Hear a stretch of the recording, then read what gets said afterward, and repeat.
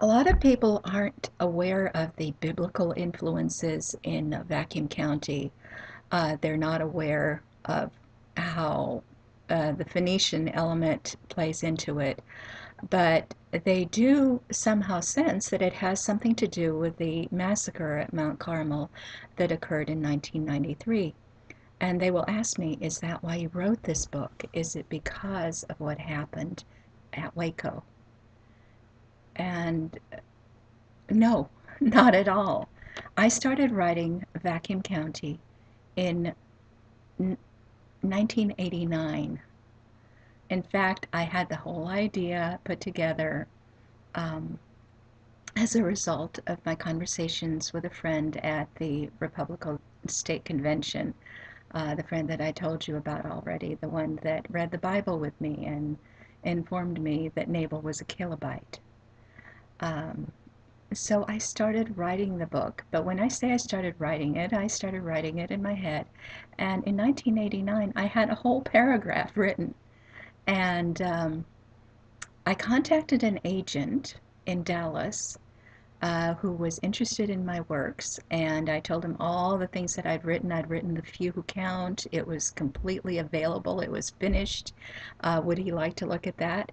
And I told him everything else, and then I also gave him an outline of Vacuum County, of which I had actually only written that one paragraph. And he, of all the things that I submitted to him, he said, "I want to see this.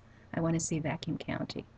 So I had to go and write it. I mean, so I wrote the first part of Vacuum County in order to please this agent in Dallas. And he showed a lot of interest in it, but then he lost interest, okay, which is something that happens.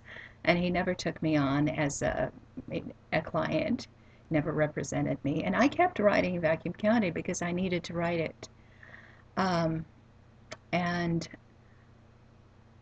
by February of 1993, I had written all but the last chapter.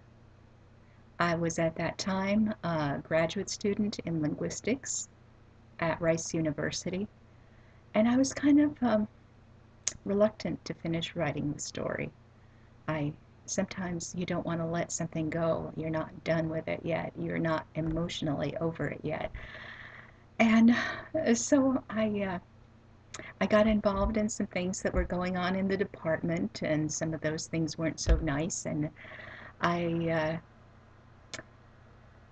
finally, in February of 1993, I got disillusioned with some of that. And I thought, okay, now I'm going to sit down and I'm going to write chapter 27. Whenever we take a real interest in the world around us, the fantasy world suffers. By the same token, when we are disillusioned in the real world, the imaginary takes on more substance. Hopefully, that is what is happening to me right now, and I will soon be able, driven by the force of my distaste for the mundane, to finish chapter 27. Or so I tell myself, because Vacuum County only consists of 27 chapters, and that was the one I hadn't gotten around to writing. And then on February the 28th, the ATF laid siege to Mount Carmel in Waco. And you know, it was on the news. I had never heard of these people. I didn't know there was a religious settlement near Waco, but I had set my novel in Waco. In fact, the whole Vacuum County, the name, it comes from Waco because I had been told by someone that Waco, one of the etymologies that are given for that name, is that it comes from Spanish hueco, Hueco, and that it means a big hole. And I thought, well, that's a really great etymology for the meaning of Waco. You know, I'd gone to law school there and I'd spent 3 years. So that's how I got vacuum for Vacuum County. And Mount Carmel, that comes straight from the Bible, which is where the Branch Davidians got it too. So there are a lot of things in Vacuum County that are prophetic of what happened, but I didn't know it was going to happen. When I found out, I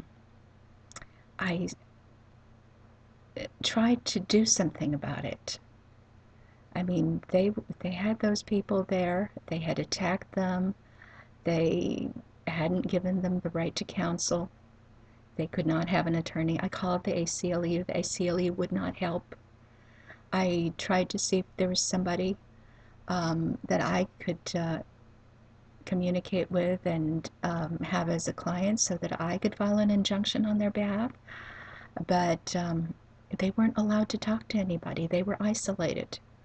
And the feds said that they were not going to let them speak to anyone until they all came out and surrendered. And yet these people had done nothing wrong.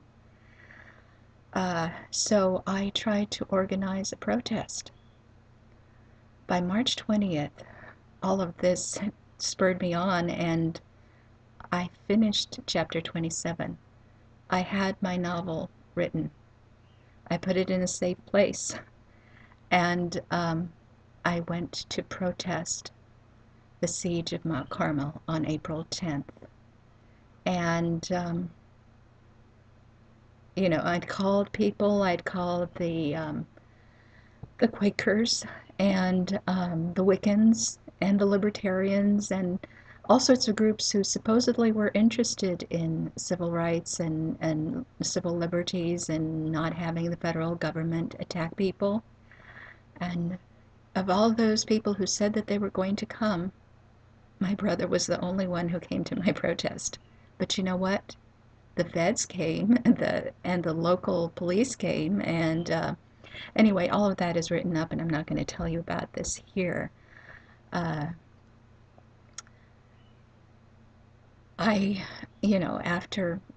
my unsuccessful attempt to protest, I returned back to Rice. I was teaching a biblical Hebrew class, and on April the 19th, I was in class when one of my students came in late saying that the compound was on fire. So, if you ask me, is there an influence from what happened at Mount Carmel in Vacuum County? I would say yes. The influence is found in chapter 27. A friend of mine rounded up a bunch of newspapers, and I never read the newspaper, and brought them to my door. And I used those resources when I was writing chapter 27, which was done by March 20th. That's the influence. But all those other things, everything leading up to it, everything leading up to the siege, the fact that it's set near Waco, the fact that it's called, that the ranch is called Carmel, all of these things did not come as an influence from the events, the tragic events that led to the death of the Branch Davidians. In some ways, Vacuum County is a prophecy.